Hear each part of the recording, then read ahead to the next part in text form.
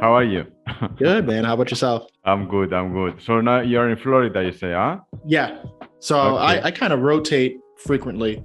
So my family, my wife, kids, kind of home base is Fort Lauderdale, Florida. I go between Fort Lauderdale and Columbia probably every 10 to 20 days. Hmm. And then I kind of flip flop personally. But my daughter's in school, so she's kind of fixed. That sounds like an interesting setup. I mean, especially for an ENTP who likes variety. Yeah, yeah, of course. Yeah, yeah. It's it works. The Right, downside, yeah, the downside is starting and stopping all the time. right, Everything yes. feels like it starts and stops all the time. So let me give you some feedback on what I do. I have this newsletter on LinkedIn. It's called Open the Door to Joy. I care what brings joy. I'm very much into personality, growth mindset, creativity, and all that stuff. I read and write a lot about all that. And I chose LinkedIn to do that because there is within the platform there is this newsletter that I can communicate with my network within LinkedIn. So it's convenient for me because I want to keep things simple. So we're having a discussion, and I'm going to write an article about it. I'm going to write an article slash interview about it. That's going to be published on this newsletter called Open the Door to Joy on LinkedIn.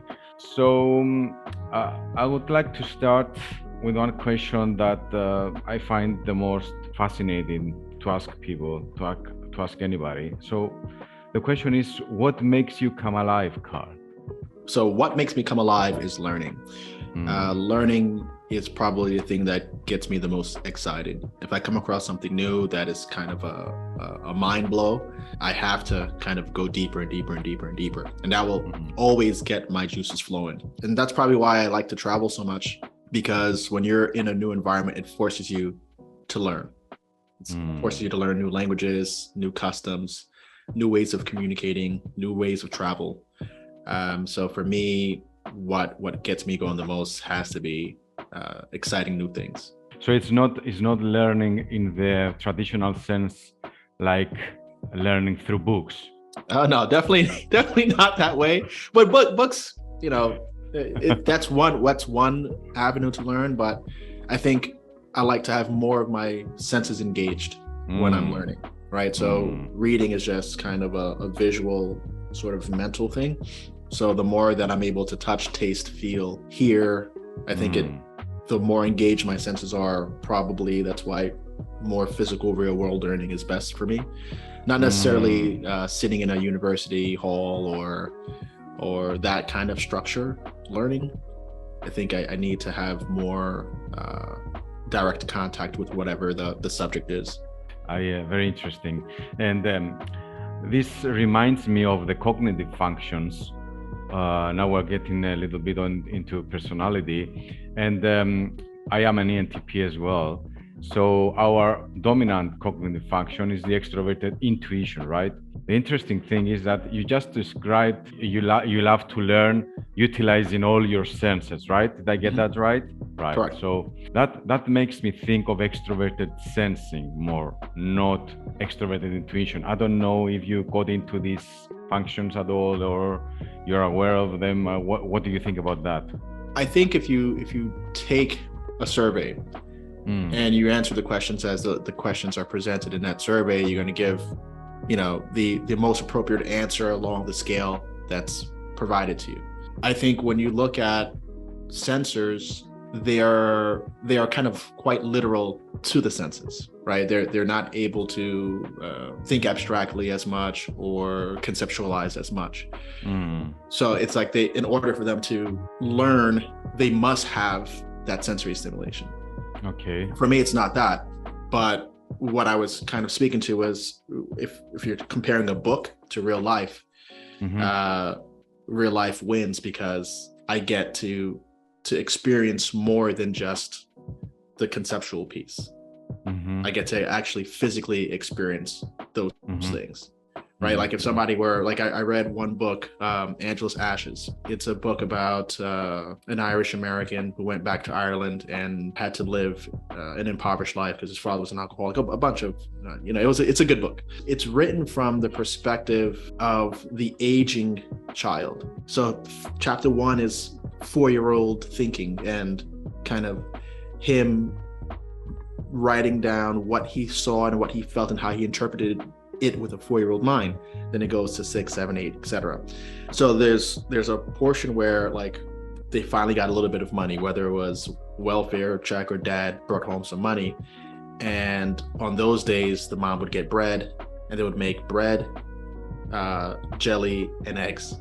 Okay. And he's describing the taste, and I've never had that combination, and I remember saying, you know what, let me try this, just see what this tastes like, to experience what this person is describing, more so than just, oh, that sounds tasty, or okay, I just read that they ate bread, jelly and eggs, and that was satisfying to them. I have to kind of see if what's being described, what does that actually feel like to me? Oh, very. How like does it match what I have in my mind? And that's kind of like the confirmation of an idea. Wow, that's very interesting, and it reminds me of something that myself. I mean, it reminds me of a procedure. I am a pattern, maybe I can say that.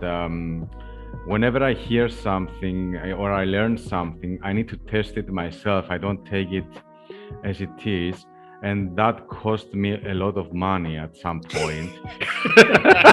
Yeah, that's usually how it works. So yes, this is what it reminded me. It reminded me of me when I tried trading through one of my friends, and me after that, after losing money on that, when I tried poker, and again losing money, because even though I was listening to everybody, reading everything that said, this is gambling, stop doing that, this is not something you should do, or if you do that, you have to have anyway the right support system, and etc. I still wanted to try it, to learn from experience. What you are describing, the learning procedure for an ENTP, is very interesting, because even though we are intuitives, we need to experience things in real life, and this is very, very important what you are saying, because I think I have this idea in my mind that a lot of people think that being intuitives, we don't need all this interaction with real life and the senses, but this is totally not true. And we actually need a lot of feedback, a lot of information from different sources in order to create connections in our brain and make our own conclusions, right? Right. Look at it from this perspective, right? An ENTP is a thinking type. We're not gonna just accept what's told to us. We're not gonna accept what was just read. We're gonna take whatever that information is and put it through the machine, right? Put it through our own testing system so that we can really get all the possible outcomes and say, oh, okay, that is actually true. And in fact, it is true and similar to this other thing that I've already put through the machine, right? And now you start to build like logical connections between maybe two potentially different processes or items. I don't know who's an intuitive type and just kind of doesn't do any sort of testing or confirmation of what they're conceptualizing or experiencing. But for me, it's almost impossible not to go through that logical process of not taking things for just face value, right? Especially if it's something that's meaningful. It's like, okay, well, I'm not going to just accept this surface level sort of thing, and I'm not going to just, take whatever this outside information is and give my own opinion to it without putting it through the test, right? Because then I'm inauthentic, right? I'm just talking nonsense like many people do, who they read something, they hear something, they attach an idea to that, and then it becomes their viewpoint on something without ever testing it. To me, that's absurd, right? That doesn't make any sense. So I think that's what you're describing is maybe typical of ENTPs because of that think first logical mind, regardless of what else is going on. It still has to be rooted in our logical framework. And if it's not, and if it doesn't match, then it's either BS or needs further exploration, because this is now questioning everything else that I know.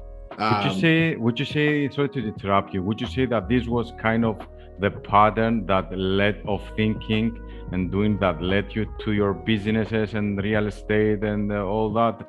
Or was that a different process? That led me to business? Yes, I mean that led you to try and experiment with things in business. Was it your thinking style, your cognitive style that led you into experimenting with that and see what works and what doesn't work? Or was it luck that got you there or something else? I don't know. I think I have this early lesson or early experience where I would ask my parents for money, right? Two separate lessons, like maybe sub 6 years old. One day I was asking my dad for money because I wanted to buy something. And he was like, I don't have any money. And I was like, why don't you just go to the bank and get money from the bank, right? Because that's where the money, came from in my mind. The bank just gives people money. You go to the bank, you stand online, you give your withdrawal slip, they give you money. So what do you mean you don't have any money? Let's go to the bank. That's where the money is. So my dad took me to the bank. And I was like, all right, go ahead, get your money. And then I got a lesson from the teller that the way this bank works and the way banking works, you don't just come here and ask for money. You have to bring your own money that you earn to the bank. So that's lesson one. Your dad helped you to follow your curiosity there. Correct. Always throughout my life. Wow, that is amazing, man. I mean, what you just said, I mean, it's huge for an ENTP growing up. It's essential. It's essential. Curiosity and learning. I mean, core drivers, right? Yep. So that was like lesson one. It's like, damn, okay, so my dad doesn't have any money to get out of the bank. So now I'm stuck, right? He can't help me. The bank can't help me. So I can't buy this thing. I don't even know what I wanted. Maybe it was ice cream or something silly. And then another early memory was my mom telling me, do you think money grows on trees? And I was like, well, why not? Right? Like fruits grow on trees. So in my logical brain, I tried to disprove her theory that money can grow on trees. So I asked her for money. She gave me $5 and I decided to try to grow a money tree. Okay. Wow. Yeah. So that failed, of course, right? That same logic has stuck with me for life. Okay. That you can create your money trees and you can kind of hack reality to serve the thing that you're looking for. Fortunately for me, my mom's an entrepreneurial type, and she started a nursing agency, a healthcare staffing company, when I was 13, 14 years old. And since I was the one that was comfortable using the computer and interested enough in whatever people were doing, anything new was obviously got my interest, I started to help her with that. Kind of at the same time, I had a neighborhood friend who was doing auto body work and auto repair. So he was buying wrecked cars, fixing them up and reselling them. And I used to work with him, sanding and kind of doing busy work in the garage. At what age did you do those? That was starting at I would say 12. Okay. So from 12 to 18, I did auto body work, and then started in my mom's business at 14. And that was more like kind of invoice management, onboarding of staff, placement of staff in facilities, picking up checks, depositing checks, the day-to-day administrative operations. So I got to see kind of, this version of adding value to some sort of distressed asset to extract value, right? In the fixing and selling of salvage vehicles. And I got to also see how you can leverage a workforce to make money just by satisfying a supply and demand gap. Okay, so you were like 12, 13, 14, and Mhm. you had those two opportunities in your neighborhood, in your house. Do you think the reason that you got into them is because they were there for you and that piqued your interest, your curiosity, or somebody told you, why don't you try this, and you tried it and you said, okay, I like this, I want to keep doing this, or were you forced to work because you needed the money? What was it? The thing that got me into any venture that I participated in is had to be just visual exposure to that concept. Mm, On my walk home from school, I had to pass by this guy's house. okay. And I would see him working, and his little brothers were my friends, so we would just walk by and it's like, oh, what car is this? Oh, this is, he was working. One of the first cars I remember him working on was a Volkswagen Cabriolet. I want to say it was like a 1988 Cabriolet. They had like updated the bumpers on like the 1993 Cabriolet. So like he was refitting the older Cabriolet to look like the more modern Cabriolet, and painting it a custom color. It was a cool project. Okay, cool. And I started watching the evolution of this car, and then can I help, right? Because I wanted to learn more. So I just thought it was cool. But if he wasn't on my walking route, I would have never seen it to be interested in whatever it was that he was doing. So I would say more exposure than anything is probably what helps me get into something. And then it's me saying, okay, I'm interested. Can I do this? To see if I get satisfaction out of what I'm seeing, like the completion of the project or learning how to do something new and saying, wow, I made this thing, or I did. For me, I like cause and effect sort of relationships. So I like things where there's an end product, an end goal that's achieved. I like to see the thing that I made and say, okay, I made this thing. I can relate a lot to that feeling. So it was the same with your mother's business. I mean, you saw her working on the computer, and you asked, "What are you doing there?" And then no, she didn't work on she can't work on a computer. She's like computer illiterate. So I think it was like, oh, I'm going to start this business, and it's like, okay, can you type this for me? Okay. Right, and it's like, okay, well, I can type it, and then just kind of, what is the business? How does it work? And what just very basic things. So it wasn't like you must work in the business. Like I'm probably I have 4 brothers. 2 of the brothers were kind of pushed to try to work in the business, and they never. I'm the only one that kind of stuck with it and tried to improve things and saw where the gaps were, saw where opportunities were. So it was never like this is the family business, you must work in it. It's not that sort of thing. It's like I work on what I'm interested in. There's no amount of twisting my arm that's going to get me to do any kind of work that I don't want to do. This is so super interesting. So how did you go through school? I mean, all those boring lessons. I did well in math and science, just because the mental exercise of things, knowing things and how do things work. I would say that I learned pretty well. The way my mind kind of sorts information is by building logical connections, and everything functions in kind of on the same principles, right? Everything in the world, really. So the way I learn is I've learned this thing, and I try to find what it's like. Like if I learned subject A or concept A, and I'm learning something new, I try to see how there's a pattern match in the new thing that I'm learning to speed up and say, okay, oh, this is like this. Fill in the gaps, and okay, I got it. So I learn pretty efficiently. Can you remember maybe an example of this? The day I realized why things are sharp, right? Why things are sharp? Yeah, what makes something sharp? Okay. Why isn't our arrow sharp, or why is a needle or scalpel sharp? I don't know. Right? Oh, you don't know? Okay, so sorry. So things are sharp because if you're applying force over a certain area, the smaller that area is, the greater the exerted force. So anything that's sharp has a very, very small surface area that's making contact with whatever the object is. Okay. And once the force exceeds the bonding strength of whatever it is that it's cutting, it will separate that thing.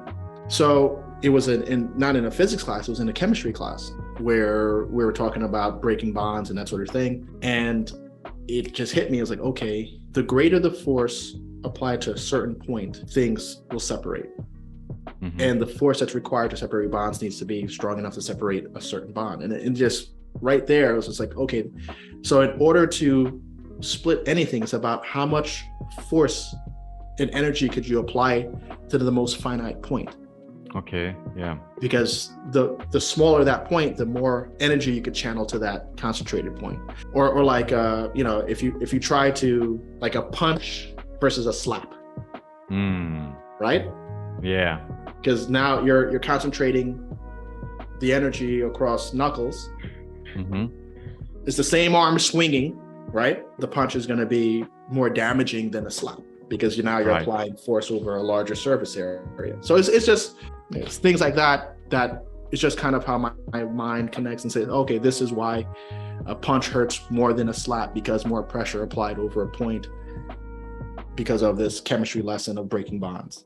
So like in school, I think if you really examine a lot of ENTPs also might report like either being problem children or kind of problematic in school or having attention deficit disorder or something along those lines. So of course, that's what my childhood was like. But I think our attention moves very quickly because we're able to think quite quickly, and we need new stimulation, new ideas, so that the typical format doesn't work, like the typical school environment doesn't quite work. So you have to learn faster to be able to keep up, or you need to learn faster so that you could do what's actually interesting to you, right? Get through the lesson quickly so that instead of doing these math questions for 45 minutes in math class, I got through it in 10 minutes, and now I got 30 minutes to work on something that I'm thinking about, like redoing my car. How am I going to wax my car? How am I going to, what sort of tires am I going to put on there? Because that's what's more interesting to me. And like homework, forget it. Like, that was a constant. That's why I would really get in trouble. It's because I'm not doing homework policy. The no homework policy was like, I'm in school all day to be taught.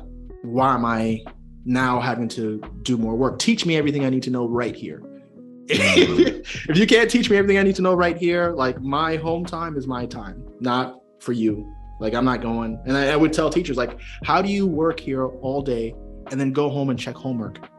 Why do you want to do, like, what kind of job is that you want to literally work all day and then go home and do more work, and you're not getting paid for that work at home? And I would have those arguments like, I understand if you were making more money for checking our homework, but you're not.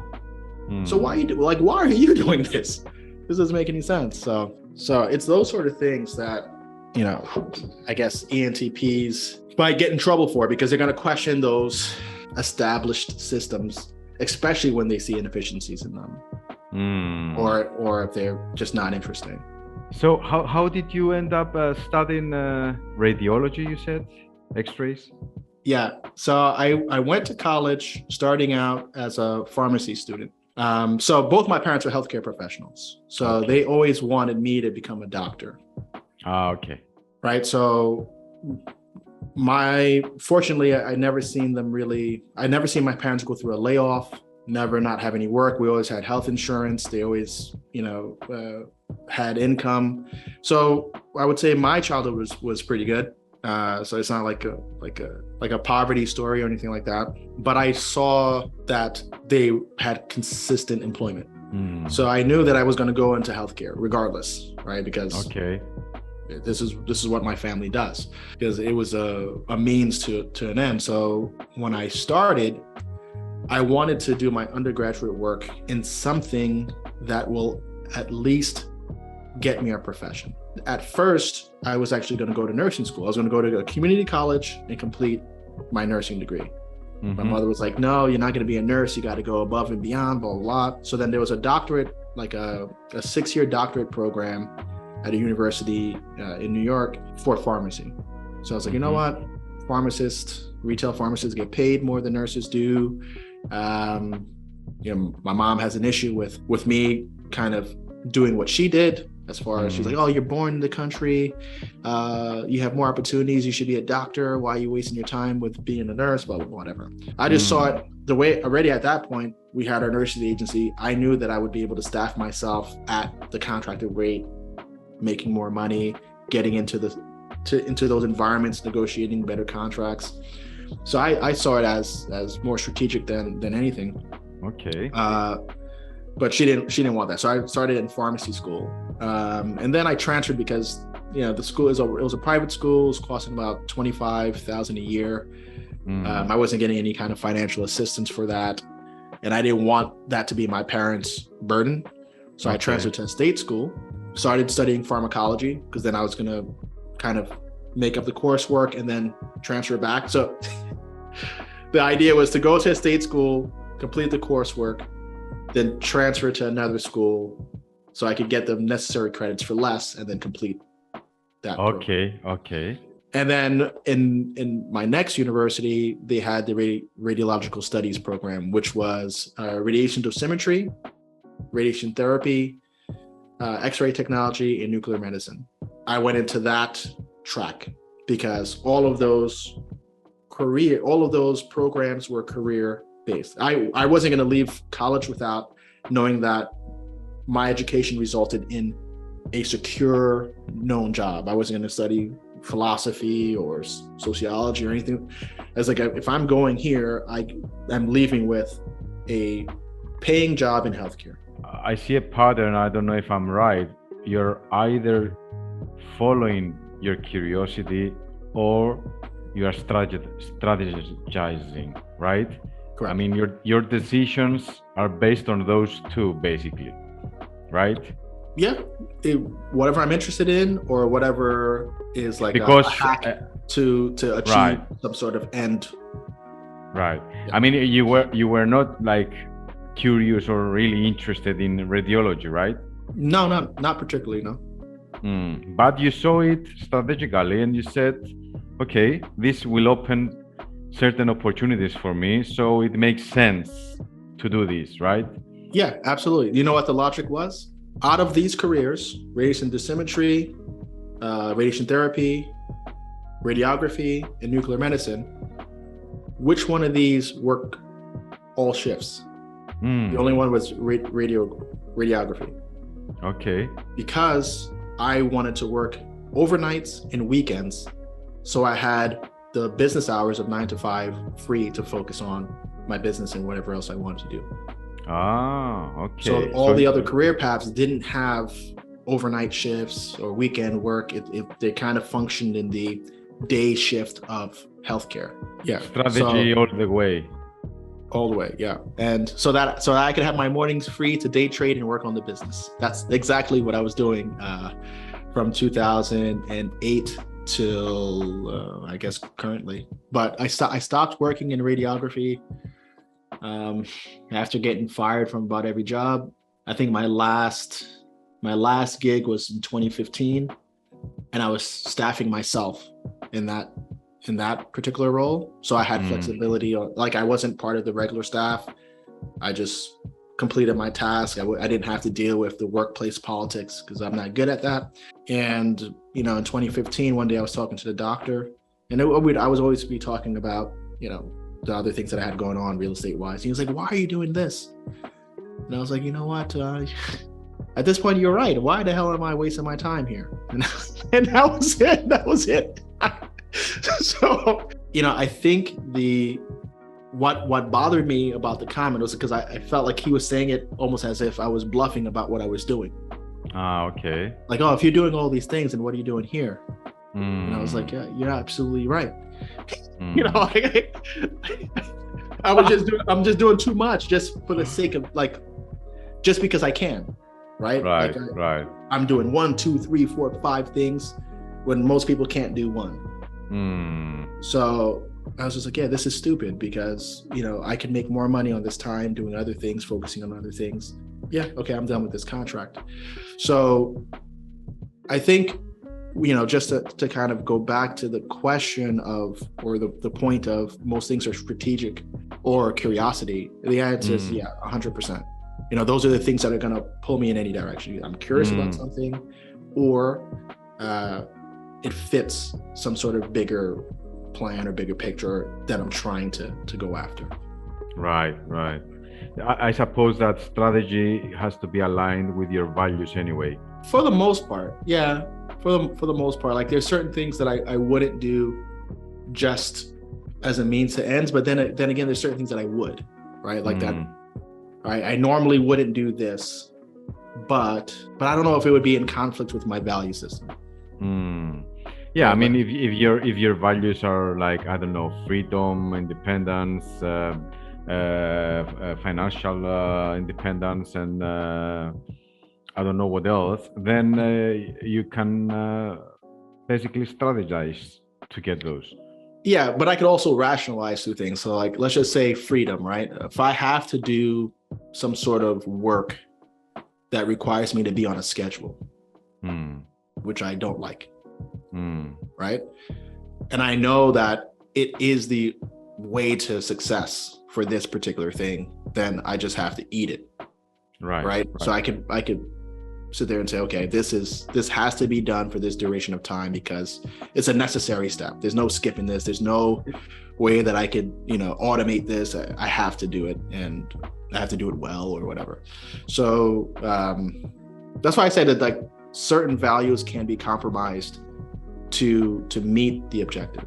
I think the objective is a greater value you have, I suppose.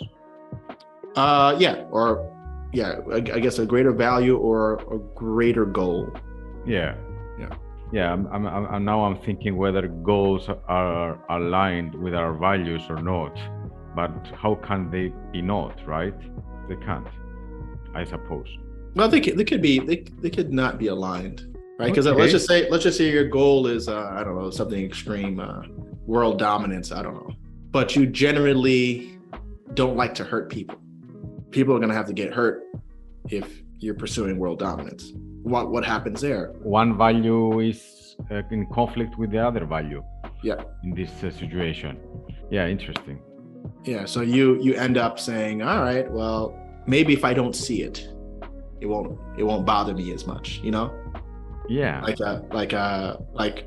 the person who's ordering some soldiers to war, right? That's my main problem with war, is that the people who are ordering people to get busy, they're not in the fire themselves, and they're not seeing what those people see, right? So it's easy to say, send 100,000 troops here and execute this mission without having to see the horrors of what that decision is. Like, so, you could kind of play with that in a certain way, but for me, I wouldn't send somebody to die if I'm not going to be standing next to them. So those are like, I guess, where kind of values and goals can go, but I can see how somebody can distance themselves from having to see the effects of them bending their value system, right? Okay. So if you could turn a blind eye to it, then you could ignore it because you're not seeing it or hearing it, or you're actively putting yourself in a box because it's a necessary evil to achieve what it is that you're looking to achieve. Interesting. Listening to you describing the period of your life when you had an almost full-time job, and at the same time you were doing 2 or 3 other different things on the side, like investing, running a business, starting a business, and all that. This is super interesting, as you can understand, for other ENTPs who are stuck in a corporate work or in a schedule, in any kind of life or work that is not aligned with their cognitive style, with their natural way of being, let's say. So you have a lot of wisdom on this. You actually did it, and you're actually doing it. I mean, how would you advise an ENTP who is stuck in a corporate role to start a side business, side investing, side project that will get him out of there?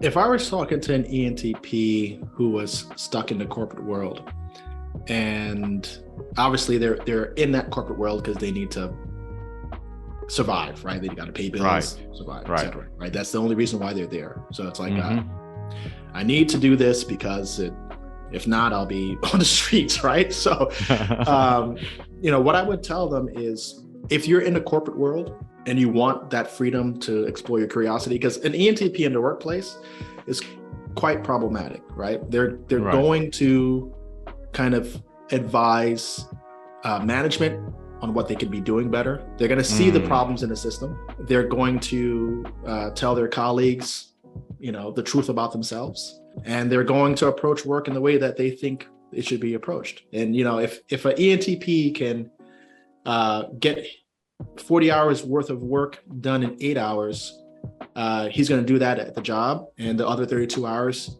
he's going to openly relax. Openly relax. Yeah, openly relax and say, yeah, I'm done with the work that you assigned me, and why do I have to do more? This is what you hired me to do. I actually reviewed my job description. Everything is done. I just did it better than everybody else. It's like, well, so you want me to sit around looking busy, right? That's you want me to sit around looking busy? Okay, I'll do that. So that's kind of what happens. But all those things are gonna usually lead to being removed because it doesn't fit the typical corporate world. However, the founders and real decision makers in an organization are really looking for ENTPs in their system. Someone who's going to tell them the truth, someone who is going to be able to identify problems as well as offer up 15 million solutions to those potential problems, someone who's going to be motivated to actually solving that problem. Like if a manager or supervisor or founder gives an ENTP, the freedom to create and solve a problem in the business, that's the best thing that they can do to them. Like, you know what? You're doing this stupid busy work for 8 hours. You got 32 hours free. In that 32 hours, do you want to work on this project, this thing that you want to fix? Yes, do it. That's the best thing that can happen. So if an ENTP is in the corporate world, they need to kind of seek out those people who value the skills that an ENTP has. And they're going to usually be founder level or higher ups that respect the ability to solve problems. And if you come to those people, they will listen and get you out of the typical work stuff that ENTPs are not good at, right? You leave that to the SJs of the world. So that's the first bit of advice I'd give. The second bit of advice that I would give is, if that's not possible because you're in such a corporate system like an IBM or something like that, where the founders just aren't around, there's nobody in the environment that cares about that. It's just people who are happy to check the boxes and get paid. If you're in that environment, you're done. Get out of it. You use it for what it is. Use it for the resume building. Use it for the income, the health insurance that it may provide you. But whatever other free time that you have, you should be working on a side venture that is aligned with things that you absolutely love and won't get tired of. There's a few things that ENTPs will eternally love in their lives, right? It's going to be different for everybody, but there's a few things that they absolutely can do every day if they had to, without getting tired of it or bored of it. Whatever that thing is, you should try to extract, financial gain out of that thing and do that. Because if it's just like, oh, I'm going to do this thing to make money, and it's not something that you love, the minute you lose interest or something new comes along, your interest is going to shift, and now you're going to lose that whatever. Like, this is common for ENTPs. Build a business that's working, that's making money, but it's not satisfying, so I'm done with that, and now I got to build a new money tree. But if it's aligned with something that you really enjoy doing, then things are going to distract you, but you're going to still love to do that thing. So you're going to always be able to come back to it and still provide it with a little, the nurture that it needs to keep producing fruit. That's kind of what I would advise. And like use that off time, because like, all right, there's 24 hours in the day, 8 to 10 consumed by work and commuting. Then you have the rest of the day. So since we work faster than most people, we're able to kind of learn and do things faster. Use 4 hours out of the day, 5 hours out of the day on something that you absolutely love. And and as an ENTP, you're gonna find, okay, here are the ways to monetize this thing that I enjoy. And do that until it makes you enough money to tell your job to go F itself. The mistake that I think that, and it might itself included, is that as an ENTP, you can, since you could see all these possibilities and you could kind of imagine and roadmap everything, even if it's something that you're not interested in, you'll kind of go down that rabbit hole just to see if you can do it. And then you're going to ultimately lose interest. So the things that take our interest away, or kind of take portions of our interest, you have to kind of like shun them and do the things that you really, really, really enjoy, regardless of you being paid or not. That's the best way to kind of deal with that I want to do everything syndrome. It's not going to eliminate you doing everything, but you have to ask yourself, do I like doing this? Am I doing this just to, say that I did it and that I can do it? And can I be doing something else that I really, really like more? Right? So that's kind of what I would say to an ENTP that's trying to break free from the monotony of the typical successful life course. Very interesting, Carl. Very, very interesting. This is a journey. What you are describing is a journey of self-awareness, I think, which is super interesting and super important for us ENTPs, I think. I mean, the sooner we understand ourselves and what drains us and what makes us come alive, and we strategize accordingly towards what makes us come alive, then things will get much more fulfilling. And I would say that the three things that applied in our case, but in also for other personalities, I'm sure, is that we need to have autonomy, first of all, I think. Autonomy is super important for us. If we are micromanaged or being told what to do, I think it's a huge demotivating factor for us. Also, the other thing is that we have to master a craft. I mean, master a skill or a skill set, and feel very confident about it, and being able and allowed to use our skills.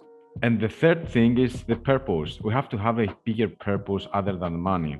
I mean, it has to be something bigger. I don't know what's your opinion on that. Yeah, no, of course. Money is, I've lost lots of money doing stupid things. So like that's kind of a funny thing. It's like ENTPs, if you read it, like ENTPs are really good at making money, really good at losing it too. The reason for that, like, and that's the misconception, like, oh, corporate greed and entrepreneurs, all they do is, lust after things. No, an ENTP makes money just because, again, it's proof of how right you are, right? Like, we like to be right. So the more money you make, it's a kind of affirmation that you're doing the right thing. And we like to make money because it gives us more options. It's a tool that feeds all the creative interest, right? Because oftentimes a roadblock is money. Like, I want to do this thing, but damn, it costs X. And we don't want to accept the fact that I can't do this thing because I don't have the money for it. So, all right, you want some papers or digital currency? Fine, here you go. Let me do my thing. So it's like, money is not important to an ENTP. It's having the option to be able to do what's in their minds, I think, is more important than the money. But in the world that we live in, money automatically enables you to be able to do things. The money is not going to make an ENTP happy. It doesn't matter how much of it is there. It's not about the money. what you just said comes from a man who makes millions, right? Mhm. So it's very important for ENTPs to hear this from a man who actually makes tons of money. That how important is money and why they are important. Because it's very interesting what I read on your website, ENTP Life. Too many of us live for others because of social pressure and the attachment to money, which is something I wanted to ask you about. And please, sorry to interrupt you. I don't have any attachment to money because I've gone completely broke and like in the hole. And that was like in the 2008, 2000, like when that recession hit, the housing market crashed. I was over leveraged like everybody else, and I had a lot of frivolous things, and part of my identity was kind of wrapped in that moment of success as well. And when it hit the fan, I realized like I'm still the same dude, regardless of how much money I make or not. I'm still able to eat. I'm still able to find love. I still have a family. And if the worst possible thing that could happen to me, I lose all my money, I still will have people who are willing to let me sleep on their couch if I needed that. It didn't get to that point, but that made me realize like none of this crap matters, right? Whether you have money or not, you could be a homeless schizophrenic person, right? Somehow that guy's still eating and that guy's still roaming around the streets, right? So money's not going to keep me alive, or maybe in some cases it might stretch your life a little bit or give you access to healthcare, but from a day-to-day perspective, money is irrelevant to who you are and what you're doing. But we tend to attach so much of our identity to money and what money affords. Again, like, oh, if you have more money, then you are more right, then you are a harder worker, then you are a smarter person. And if you don't have it, then somehow you're none of those things, right? It's kind of like a quick litmus test to who you are. But then you can be a complete moron and have money, like not intelligent and useless in society. If you were stripped of your money, you couldn't do anything, So I'd rather be someone who has skills and really good relationships than someone with a bunch of money, because if I have skills and really good relationships, the money I could always extract from, the environment somehow. So don't become a slave to the concept of money, because it's the most ridiculous concept. Just like whoever invented Bitcoin, whoever invented money is brilliant, because they actually took something worth zero and convinced people that it had value, right? And in reality, it doesn't. It's just symbolic. One thing that I wanted to touch on with you that you brought up is that you spent some time day trading and playing poker. Right? So of course, I've also. So like I had a friend who was trading stocks and he had really good few years, and I didn't even know how the stock market worked. So I started talking to him about, well, how does it work and etc. So when I saw that there was a logic to day trading, technical analysis, interpreting of charts and data, I was like, oh, this is something I can do, right? The biggest problem that I had with trading, and still, it's an issue that I deal with, is the need to be right. It was really important for me to be right. Like if you traded, so it's very important to have a clear plan for your trading, right? What's acceptable loss, what's not, etc. The plan will go out the window if I felt wrong, right? Like you could accept losses on any other day, but if I went into a day where I was convinced this is what's supposed to happen, this is what's gonna happen, and obviously all the other data points say no, I couldn't accept that.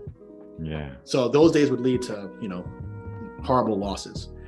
But it teaches you something about yourself, because that's really what's on display there. right? When you're trading and you're losing control like that, what's actually happening? Because if you could program the computer to trade for you with none of the emotion, you would be right probably, 70% of the time applying your strategy in net positive, right? That's why algorithmic traders do phenomenally well, because they have the ability to think logically, set the parameters, and adjust the machine, right? They remove the ego. Right. But when you're trading or playing poker, it's like that need to be right, that need to kind of push goes unchecked. It's going to show up in your P&L. Right. Because we as ENTPs, it's very important to us to feel and be confident. Yeah. And it is a hit on our confidence to lose money in trading or poker. I mean, it's when we talk about it, it's like we're saying we failed in this exam, or we failed in this project. But it's not failure. At the end of the day, it's just part of the way to success. But we need to regulate our emotions, ourselves, and process things internally, and not be so hard on ourselves, and but also having I think a good support system is crucial, especially for those two avocations, for trading and poker, because they are very Yeah. So it's not an easy job. I mean, I'm sure that any kind of full-time job is much easier than trading or poker. I tell people, because I sometimes talk about trading on my channel, because I do trade and invest, and people are like, oh, I want to get into it. And I say, look, man, this is going to be the hardest thing that you ever do in your life. Trading stocks is up there with air traffic control and being active military, right? Because you're going to be under a great deal of stress, mostly caused by you, and you're the devil that you got to deal with. And most people can't tame the devil in themselves. So I try to discourage people from getting into it, because it's really, really difficult. You have to build systems and check the ego consistently.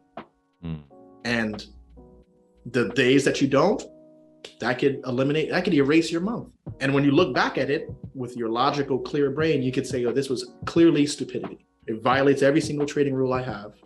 Right, and if I just followed my damn rules, I would do well. Right? I try to discourage that, but I think it's also really good to teach you something about yourself. So I kind of just wanted to hear, like, when you brought up trading and saying how much money you lost, blah blah. It's like the money, yeah, it's fine, but like that ego blow is something else. And another thing that you touched on that I can honestly agree with is, like, we ENTPs do very poorly with feelings. We have them, and we like to think that our feelings don't drive our behavior, because we like to think that we're thinking types, etc. We keep all of the feelings, self-abuse, why did you do this? Like, ENTPs are really good at seeing what the problem is, because they are constantly looking at the problems in them. That's like, we are expert problem seekers. Right. So we even see the problems in ourselves. Like, my wife will tell me, you're so critical on people, blah blah. It's like, you imagine what it's like to be in here. Right. That is why we see opportunities also everywhere, because we can also solve all those problems that we see. Yeah. So this is all we can see business opportunities everywhere. Yeah. We can write like 4 or 5 different business opportunities every day. Easily. Yeah. Easily. I mean, but the thing is that we are focused there all the time. Yeah. I mean, the problem. So this could be done better like that. This could be done better like, why isn't there anything like this? I mean, yeah, this is my natural mode of being. I mean, spotting all the things, and this is very frustrating when you want to start a business and you have like a million ideas and you don't know where to start and where to. The secret to that, honestly, is like, look, I started in kind of entrepreneurship young, right? Mm. Looking at 12 years old. I bought my first car at 15 with the intent of reselling it. I've made so many mistakes over that time that I got to learn and say, man, just don't do that anymore. Like I've learned that's just a bad idea.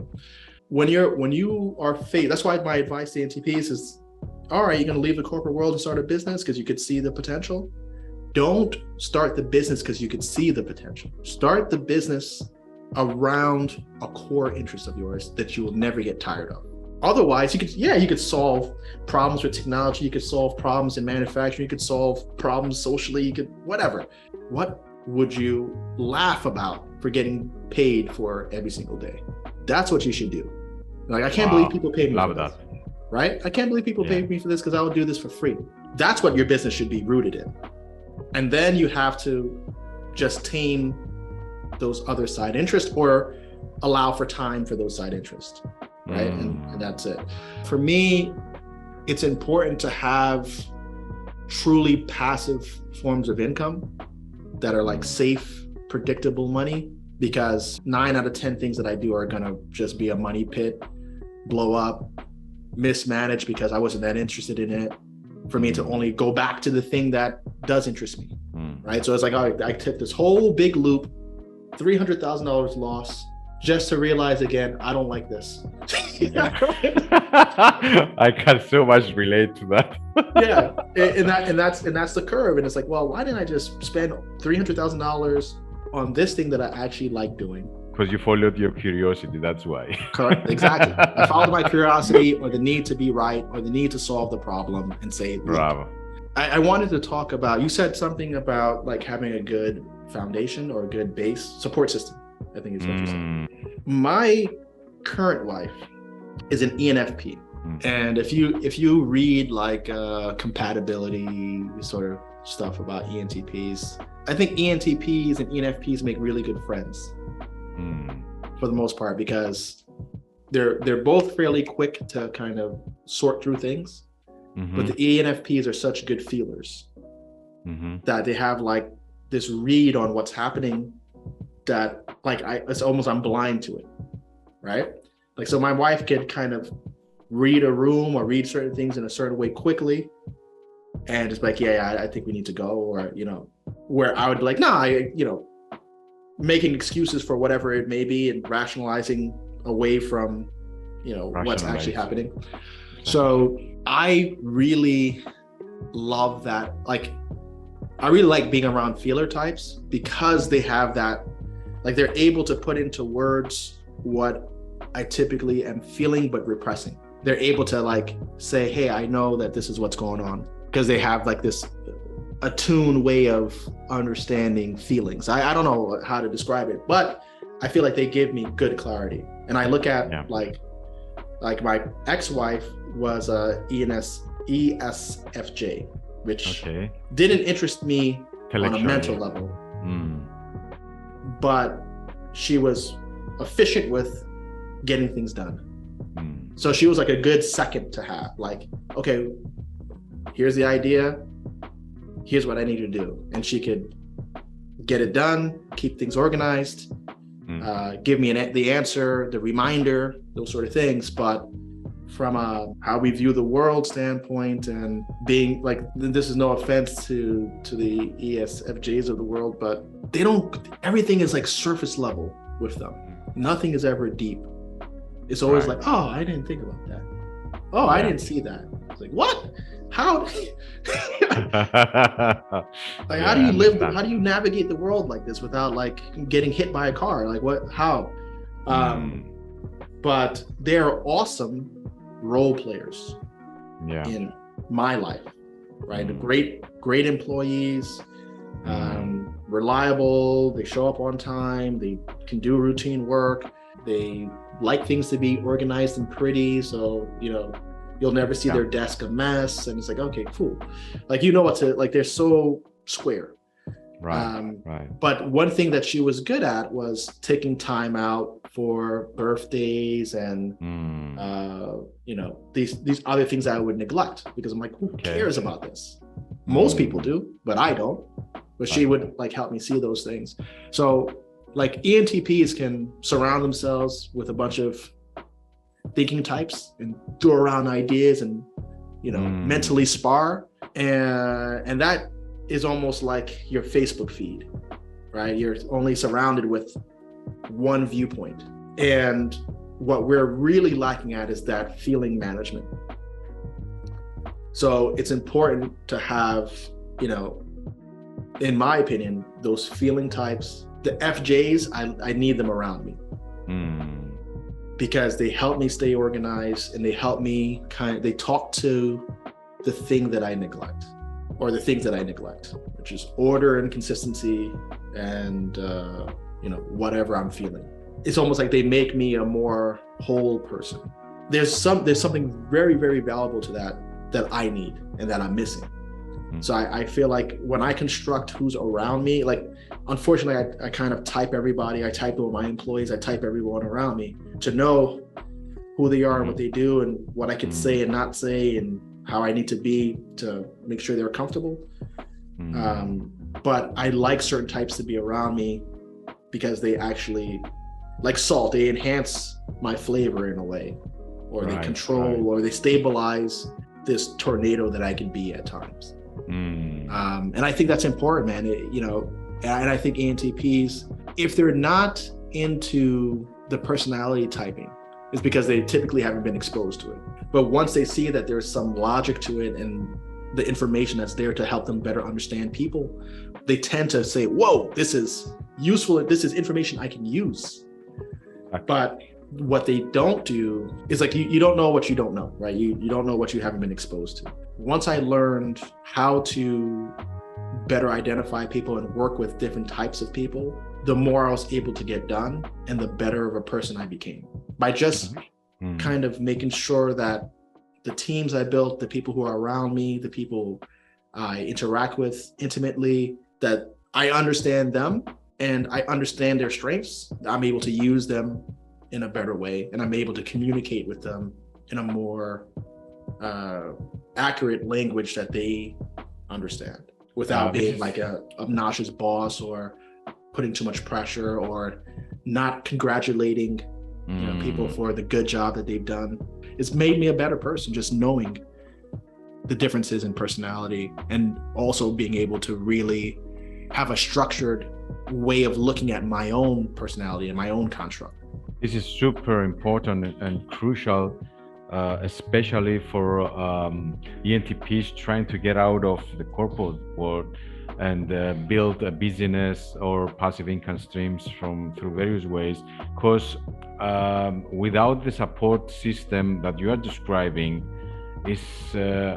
I think it's almost impossible. I don't know, what do you think about that? I mean, we need to find the formula, find the way to build the right team around us in order to actually implement something that will bring some money and maybe help us get out of the corporate world. So this is something I wanted to ask you, and I'm very happy that you bring it up. How does an ENTP go about to build a team around him or her while trying to build a side business or a passive income stream and having a full-time job?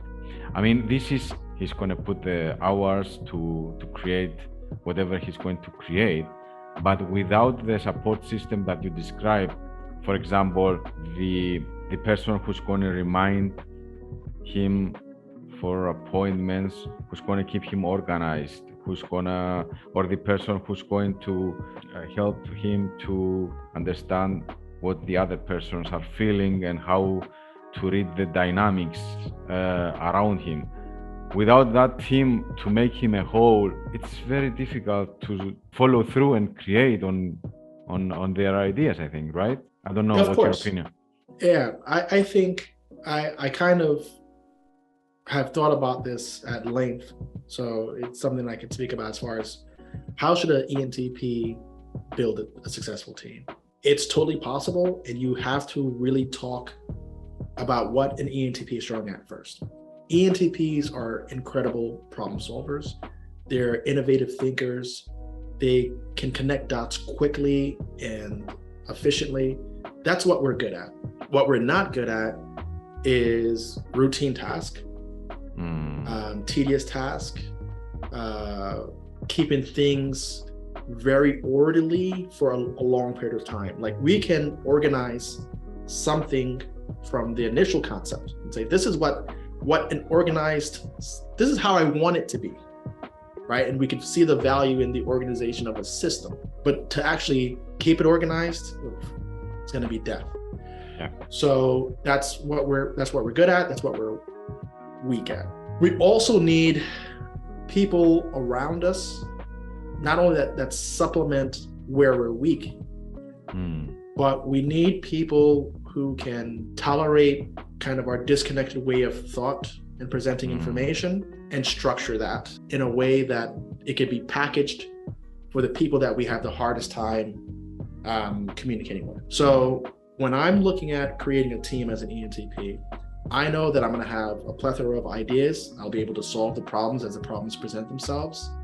I'll be able to determine where the money is coming from. I'll be able to get in front of people and motivate them, excite them, raise capital if I need to, figure out the money part.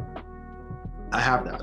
What I need is ideally an ENTJ as like a right hand.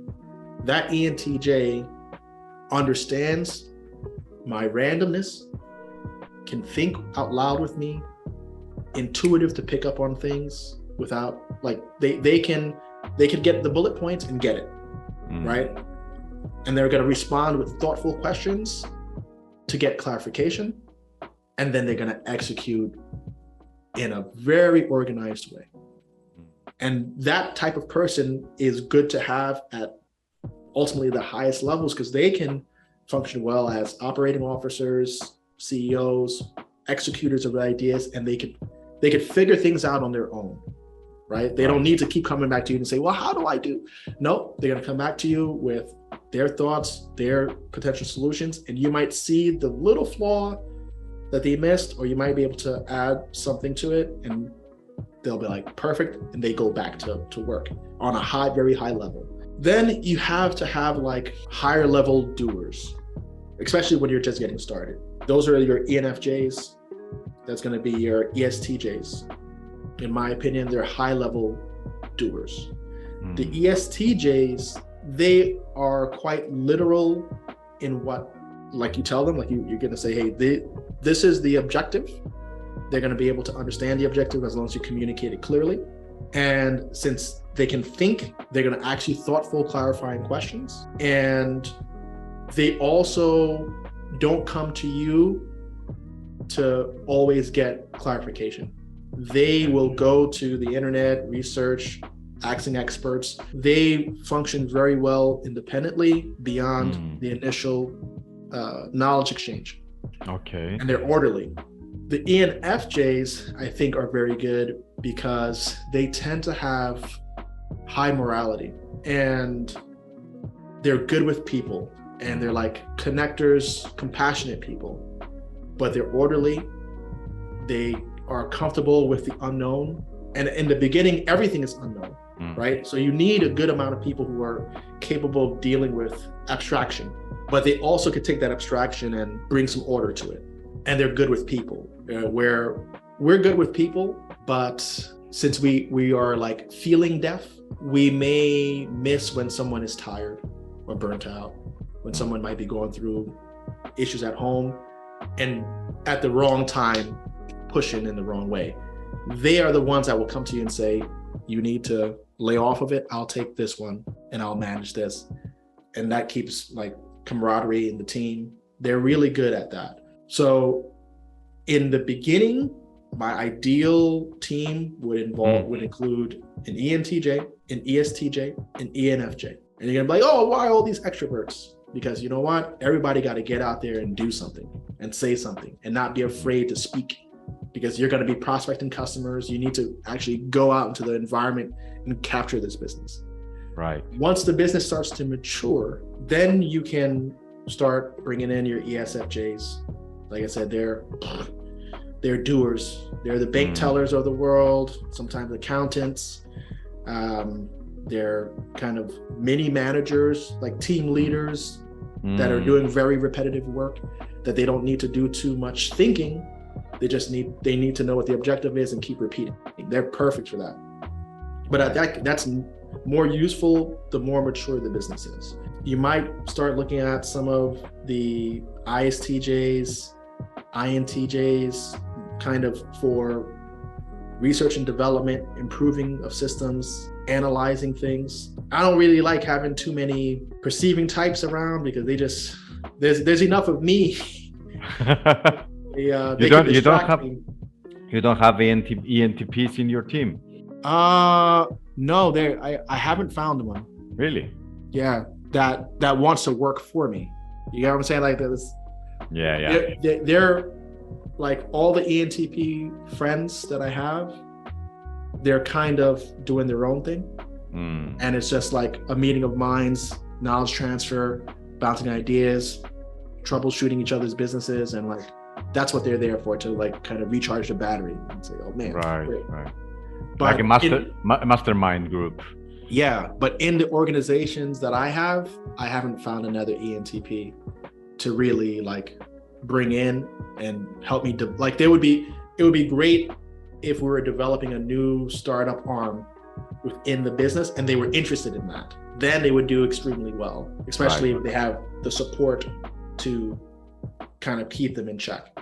And as an ENTP, you would understand when they're totally distracted, could call them out on it, could make sure somebody, but I don't have another ENTP on my team, and I wish I did at times, but I can't find one that wants to work for me. Yeah. So that's kind of how I look at it. And like the introverted folks that I would bring on, they're kind of really good for like head down, kind of like crushing through work, don't really say too much. They tend to be reliable producers. They don't involve themselves in the office politics, and they're just like they get things done, and they don't come with too much noise. And oftentimes they give you the most direct feedback, which is important.